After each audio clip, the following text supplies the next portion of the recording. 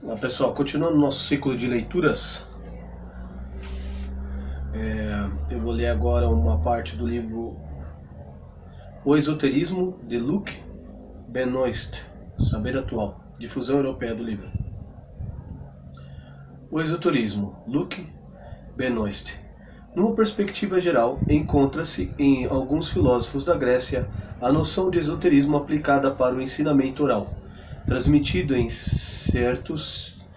certos discípulos escolhidos. Apesar de ser difícil nessas condições saber qual a natureza, é permitido deduzir dessas próprias condições que este ensinamento ultrapassava o nível de uma filosofia e de uma exposição racional para atingir uma verdade mais profunda, destinada a fazer penetrar de sabedoria o ser inteiro do discípulo, na sua alma e no seu espírito juntamente. Assim, parece ter sido o fim verdadeiro das lições de Pitágoras que, por Platão, chegaram até os neopitagóricos de Alexandria. Esta concepção de dois aspectos, um esotérico e outro exotérico, um exotérico e o outro esotérico, de uma mesma doutrina aparentemente opostos, mas na realidade complementares, pode ser generalizada, pois ela tem seu fundamento na natureza das coisas. Mesmo quando esta distinção não é reconhecida sem reserva, existe necessariamente em toda doutrina de ordem um pouco profunda alguma coisa que corresponde a esses dois aspectos e traduzem antíteses bem conhecidas, tais como o exterior e interior, o corpo e a moela, o evidente e o oculto, a grande via e a via estreita, a letra e o espírito, a casca e o cerne.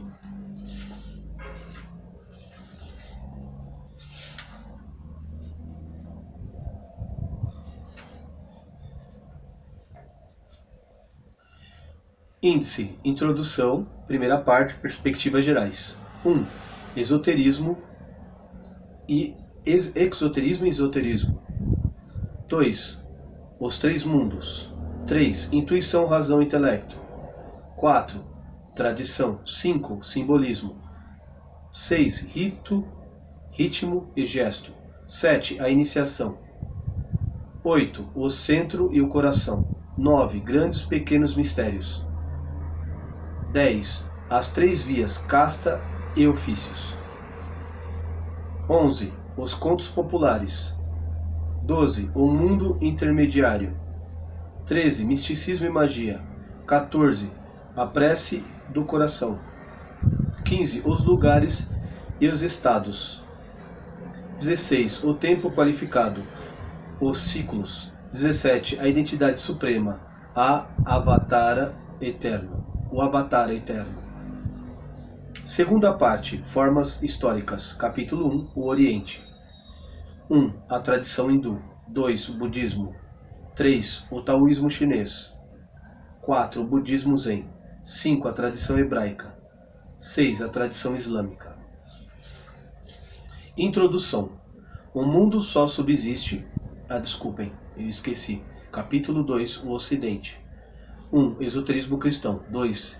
Ezequiasmo ortodoxo. 3. Os templários fiéis do amor. Rosa Cruz. 4. Cosmologia hermética. 5. Companheiragem e maçonaria. 6. Mestre Eckhart e Nicolau de Cusa. 7. Os teósofos. 8. Tradicionalismo romântico. 9. Renascimento oriental. Conclusão, biografia sumária. Introdução. O mundo só subsiste pelo sagrado. Sefer ha-Zohar. Admira-se, talvez, de encontrar um estudo sobre o esoterismo numa coleção tão moderna como esta, já que a doutrina que propõe é aquela que a ciência atual considera como arcaicas e não correspondendo mais a um objeto experimental e preciso. Todavia, tal posição confundiria a razão, a ciência e a técnica, pois se é lógico respeitar os princípios da razão, que não estão em pauta obedecendo ao mesmo critério, não se deve restringir os seus limites. Abre aspas, todo sistema é verdadeiro no que ele afirma e falso no que ele nega. Fecha aspas. Já dizia Leibniz, um dos fundadores do cálculo infinitesimal. Toda negação amputa a realidade de uma parte do possível que a ciência tem por tarefa esclarecer. Não é, portanto, lógico reduzi-la a seus aspectos racional e técnico, pois, por mais válido que eles sejam em seus terrenos, a história antiga do homem primitivo pertence também, ela, à ciência. E não podemos deixar de ver o quanto o homem atual, vivo e completo, permanece em grande parte primitivo e quanto suas exigências permanecem arcaicas e irracionais. Do simples ponto de vista técnico, a máquina mais aperfeiçoada não suprime o instrumento original ou a função primitiva que ela pretende substituir. O avião supersônico não suprime o uso das nossas pernas. A máquina de calcular não impede o cérebro humano de raciocinar à sua vontade. A química agrícola tem de respeitar as leis da atração e a marcha do Sol. A logística mais ambiciosa tem que levar em consideração uma sensibilidade, uma espiritualidade que ela não pode satisfazer. Moral, intuição, religião, contemplação escapam a uma mecanização generalizada. Como desforra uma lei de universal equilíbrio exige como compensação deste materialismo geral que uma liberdade equivalente seja dispensada ao polo superior do espírito. O esoterismo constitui a disciplina que melhor pode desempenhar esta função de equilíbrio. Seu papel consiste, desde logo, em fazer compreender as sagradas escrituras das civilizações antigas, tanto orientais como ocidentais, até que agora podiam ter parecido arcanos incompreensíveis, enquanto na verdade elas correspondiam a uma realidade permanente, cuja expressão somente podia parecer arcaica e encobrir a atualidade. Graças a eles podemos apanhar a natureza de nossa própria tradição que ela implica.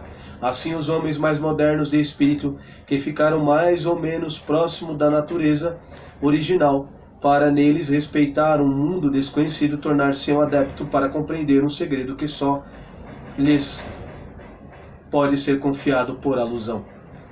Uma primeira parte, nossa exposição toma como guia a obra de René Guénon, cuja linguagem racional e quase matemática, empregada para traduzir as verdades supra-racionais, desempenha o papel de simples símbolo de exposição. Sua perspectiva metafísica serve de introdução para uma segunda parte consagrada ao aspecto interior das principais religiões do mundo e ao esoterismo dos métodos iniciáticos que lhe diz respeito. O ponto de vista que eles nos propõem impõe-se pelo seu caráter de universalidade lógica, independente de todo sistema, de todo dogma, de toda superstição de raça ou de língua. Entretanto, exigências dimensionais nos constrangiram a sínteses sincopadas, das quais experimentamos minimizar a desenvoltura e nem sempre conseguimos. Também nos obrigam em relação a doutrinas menores, silenciar às vezes, enquanto isto não lastimamos. Pois estaríamos tentados a reprovar aos amadores destas curiosidades históricas uma perversidade intelectual que os leva a cultivar o mistério pelo mistério, enquanto que as verdades que eles perseguem estão expostas pelas grandes religiões do mundo, em textos explícitos capazes de saciar os maiores apetites. Foi nosso único cuidado, apesar dos mais tentadores atrativos, a precisão e a exatidão num domínio onde geralmente elas são proscritas. Primeira parte. Perspectivas gerais. 1. Esoterismo e o exoterismo e o esoterismo. Numa perspectiva geral, encontra-se em alguns filósofos da Grécia a noção de esoterismo aplicada para um ensinamento oral, transmitido a certos discípulos escolhidos. Apesar de ser difícil nessas condições saber qual a natureza, é permitido deduzir dessas próprias condições que este ensinamento ultrapassava o nível de uma filosofia e de uma exposição racional para atingir uma verdade mais profunda, destinada a fazer penetrar a sabedoria no ser inteiro do discípulo, na sua alma, no seu espírito juntamente. Assim parece ter sido o fim verdadeiro das lições de Pitágoras que, por Platão, chegaram até os neopitagóricos de Alexandria. Esta concepção de dois aspectos, um esotérico e o outro exotérico. Esta concepção de dois aspectos, um exotérico e o outro esotérico, de uma mesma doutrina aparentemente opostos na mesma realidade complementares. Pode ser generalizada, pois ela tem o seu fundamento na natureza das coisas, mesmo quando essa distinção não é reduzida sem reserva. Existe necessariamente em toda doutrina de ordem um pouco profunda alguma coisa que corresponde a esses dois aspectos, que traduzem as antíteses bem conhecidas, tais como exteriores e interior, o corpo e a moela, o evidente e o oculto, a grande via e a via estreita, a letra e o espírito, a casca e o cerne. Mesmo na Grécia, a doutrina dos filósofos fora precedida nesta via pelos mistérios religiosos, cujo próprio nome implica o silêncio e o segredo. Sabe-se que essas mistas tinham de jurar nada revelar, no tocante aos arcanos, que os dramas litúrgicos das célebres noites de Euleses lhes teriam permitido conhecer, e eles mantiveram perfeitamente a sua promessa. O interdito, que toca mais comumente um conhecimento de uma certa ordem, apresentava graus diversos segundo sua natureza. Pode ser simplesmente um silêncio disciplinar, destinado a experimentar o caráter dos postulantes, tal como praticavam os pitagóricos, ou então o silêncio que protegeria os segredos técnicos ligados à prática de um ofício, de uma ciência, de uma arte, como era o caso de todas as antigas profissões. Seu exercício exigia qualificação precisas e possuíam receitas cuja divulgação era interdita. Por outro lado, era para passar além do sentido liberal, a obscuridade de uma doutrina pode subsistir, apesar de uma exposição muito clara e completa. Neste caso, o caráter esotérico dimana da desigualdade dos espíritos, de uma compreensão da parte dos auditores. Uma espécie de segredo prende-se ao simbolismo de qualquer expressão escrita ou falada. Sobretudo em se tratando de um ensinamento espiritual, permanecerá sempre na expressão da verdade alguma coisa inefável, a linguagem não sendo adapta para traduzir as concepções sem imagem do espírito. Enfim, sobretudo, o segredo verdadeiro, tal como é averiguado pela sua natureza, ninguém é dado o poder de divulgá-lo. Ele persevera inexprimível, é inacessível ao profano. Isso só pode ser atingido com a ajuda de símbolos. O que é transmitido pelo mestre e ao discípulo não é o próprio segredo, porém o símbolo e a influência espiritual que torna possível a sua compreensão. Deste modo, a noção de esoterismo comporta definitivamente três etapas ou três envoltórios de dificuldades crescentes. O mistério, em primeiro lugar, naquilo que se recebe em silêncio, depois do que não pode falar, enfim, do que é difícil falar. A primeira barreira é constituída pela forma mesmo de toda a expressão, o esoterismo objetivo, entre aspas. Segundo, deve à qualificação imperfeita da pessoa que é interpelada. É um esoterismo subjetivo, entre aspas. Enfim, o último véu que encobre a verdade exprimindo-a, deve ela a seu caráter inescrutável por natureza. É o esoterismo essencial, entre aspas, ou metafísico, e é desse que trataremos mais particularmente, pois é graças a ele que se unificam pelo interior todas as doutrinas tradicionais. É preciso acrescentar que existe uma correlação lógica entre o exoterismo e o esoterismo. Não há entre eles uma equivalência exata, pois o lado interior domina o lado exterior, que ele integra, excedendo-o, mesmo que este aspecto exterior tomou, como no Ocidente, aspecto religioso. O esoterismo não é, portanto, somente o aspecto interior de uma religião, porque o exoterismo não possui sempre obrigatoriamente um aspecto religioso, e a religião não tem um monopólio do sagrado. O esoterismo não é tampouco uma religião especial para uso de privilegiados, como se supõe às vezes, porque ele não se basta a si mesmo, sendo somente um ponto de vista mais profundo sobre as coisas sagradas. Ele permite compreender a verdade interior que exprime toda a forma religiosa ou não.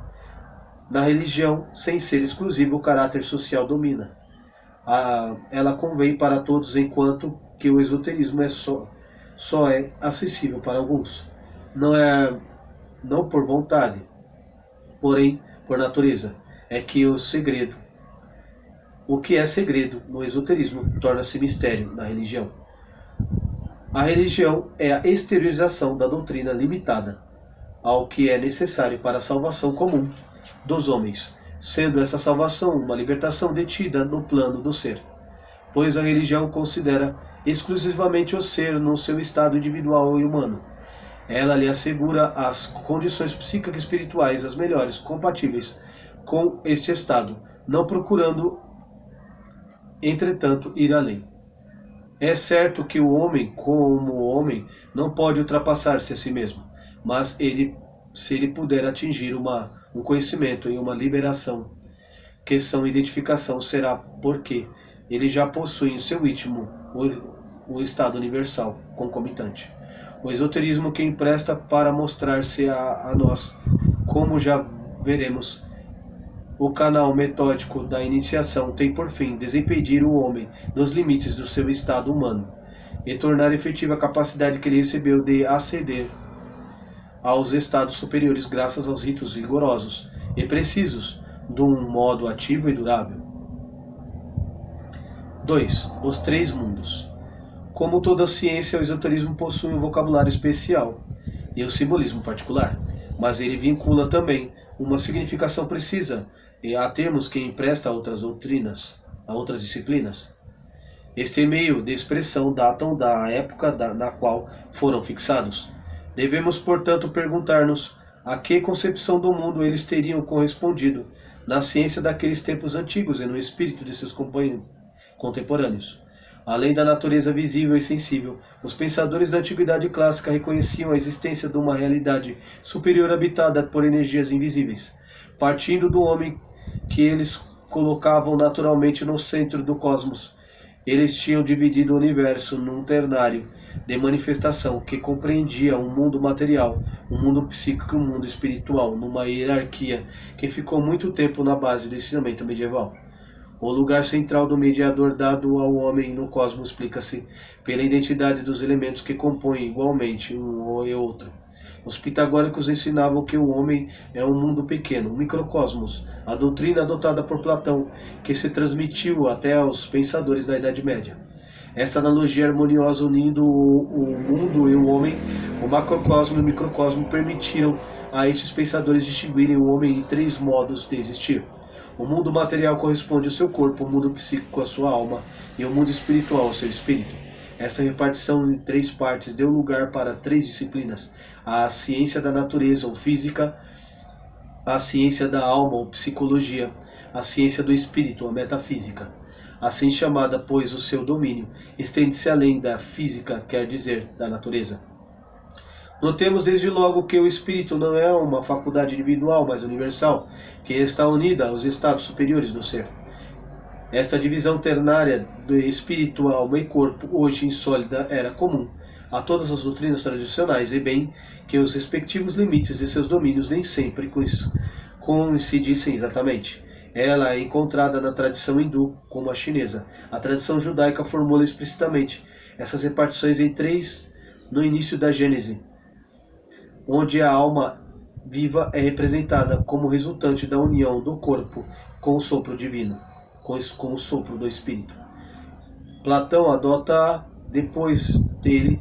Os elementos latinos traduzem em três palavras gregas: nous, psiche, soma por três termos equivalentes: espíritus, anima, corpus.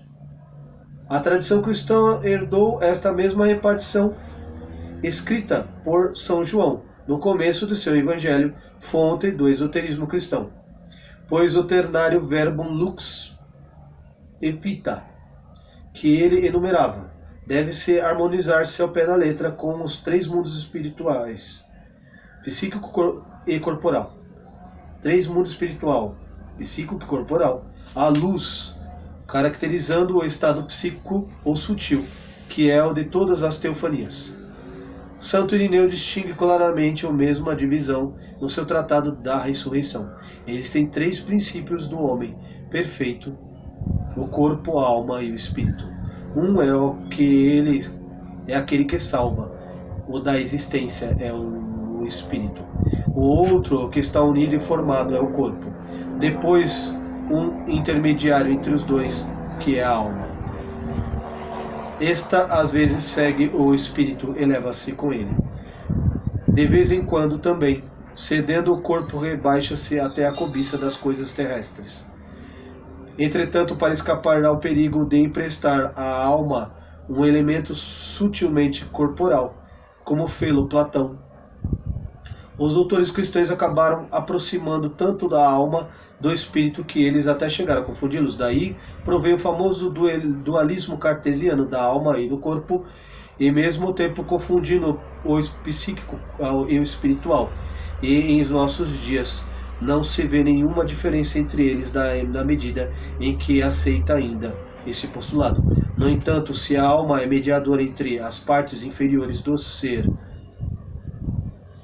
é preciso, não há dúvida, que haja entre eles uma comunidade da natureza.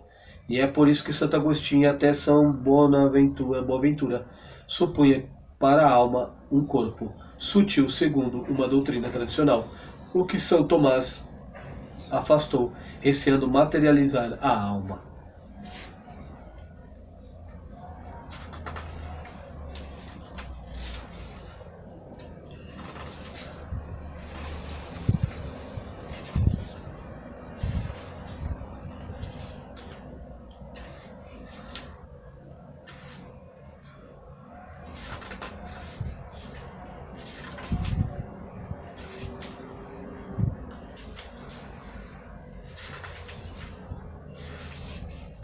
Cara, tem parte pra caramba aqui. Os capítulos são longos.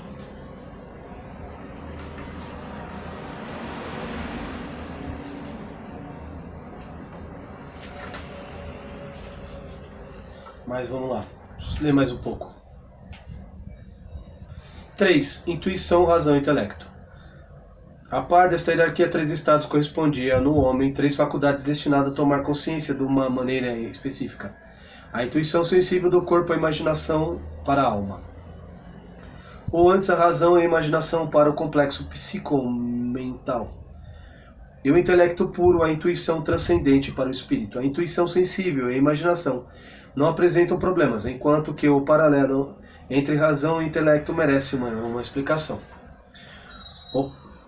O ponto de vista esotérico não pode ser admitido e compreendido senão pelo órgão de espírito que é a intuição intelectual, o intelecto, correspondendo à evidência interior das causas que procedem toda experiência. É um meio específico da aproximação metafísica e do conhecimento dos princípios da ordem universal. Aqui começa o domínio onde não existe mais nem oposições, nem conflitos, nem complementações, nem simetrias, porque o intelecto move-se numa ordem de unidade e de uma continuidade isomorfo com a totalidade do real. É por isso que Aristóteles podia dizer que o intelecto é mais verdadeiro que a ciência, e Santo Tomás que o habitus do princípio e o modo das causas. Com mais rigor, ainda os árabes espirituais puderam afirmar que a doutrina da unidade é única. O ponto de vista metafísico, fugindo por definição, a relatividade da razão implica em sua ordem numa natureza, mas por compensação não é exprimível nem imaginável, e realça o conceito somente acessível graças aos símbolos. Este último meio de expressão não nega a realidade alguma, seja ela de qualquer ordem, porém, a subordina ao poderio de seus arcanos. As ideias platonianas, as invariáveis matemáticas. As ideias platônicas, as invariáveis matemáticas, os símbolos das artes antigas, constituem exemplos nos planos diversos da realidade. A ciência moderna, pelo contrário, tem por instrumento dialético a razão, e com o domínio geral. A razão é somente um instrumento ligado à linguagem utilizado para todos os fins. que permite respeitar as regras da lógica e da gramática sem implicar ou garantir qualquer espécie de certeza quanto à realidade de suas condições e menos ainda das suas premissas. Porque a razão é somente um modo puramente dedutivo e discursivo, num habitus conclusionis, diria um escolástico, que não remonta às causas. É uma rede de malhas mais ou menos apertadas.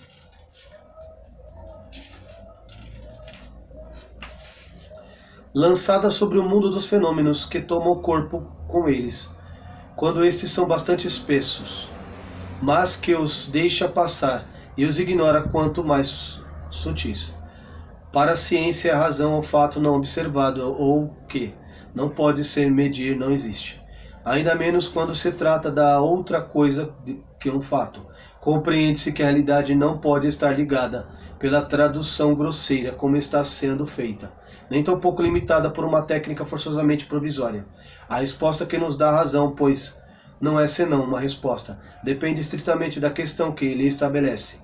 Está condicionada assim, em uma unidade, sua medida, sua escala, toda resposta, num certo sentido, está contida na pergunta pelos postulados que se supõe. O eco, deste modo, aparecerá como modelo a toda resposta inteligente, como tautologia, um modelo de todo raciocínio rigoroso. Ao contrário, a palavra só adquire seu sentido profundo na sua causa, como o eco de um pensamento utilizado palavras antigas, que são símbolos, para evocar uma realidade sempre atual, porém se tornou esotérica pelo materialismo progressivo da inteligência. A garantia da verdade, nem a razão nem a experiência podem nos garantir, porque esta experiência exclusivamente histórica e humana é curta demais, demasiado recente, jovem demasiadamente, muito limitada, num universo que conheceu estados bem diferentes e que com ela não pode ter qualquer medida em comum. Não leva em consideração a qualidade específica do tempo, que somente pode revelar um testemunho direto vindo de idades longínquas, quer dizer, de uma tradição. A tradição. Convém compreender o que significa este conceito de tradição, geralmente negado, desnaturado ou desconhecido. Não se trata de cor local, de costumes populares, que há hábitos curiosos colecionados pelos folcloristas, porém da própria origem mesmo das coisas. A tradição é a transmissão do conjunto de meios consagrados que facilitam a tomada de consciência de princípios imanentes da ordem universal, já que o homem não deu a si mesmo sua razão de viver. A ideia mais próxima e mais capaz de evocar o que a palavra significa seria de uma filiação espiritual de mestre e discípulo, de uma influência criadora análoga, a inspiração tão consubstancial ao espírito quanto hereditariedade ao corpo. Trata-se aí de um conhecimento interior e coexistente da vida, de uma coexistência e ao mesmo tempo de uma consciência superior reconhecida como tal, de uma consciência, neste ponto insuperável da pessoa que nasce com ela e constitui sua razão de ser. Neste ponto de vista, o ser é completamente o que ele transmite e ele só existe pelo que transmite na medida da qual transmite. A independência, a individualidade parece como realidades relativas que testemunham um afastamento progressivo ou uma caducidade continua a partir de um estado extensivo de sabedoria original perfeitamente compatível com a economia arcaica. Este estado original pode ser representado pelo conceito de centro primordial, cujo paraíso terrestre da tradição hebraica constitui um dos símbolos. Porém, se faz mister compreender que esse estado, essa tradição e este centro constituem três expressões da mesma realidade. Em virtude dessa tradição anterior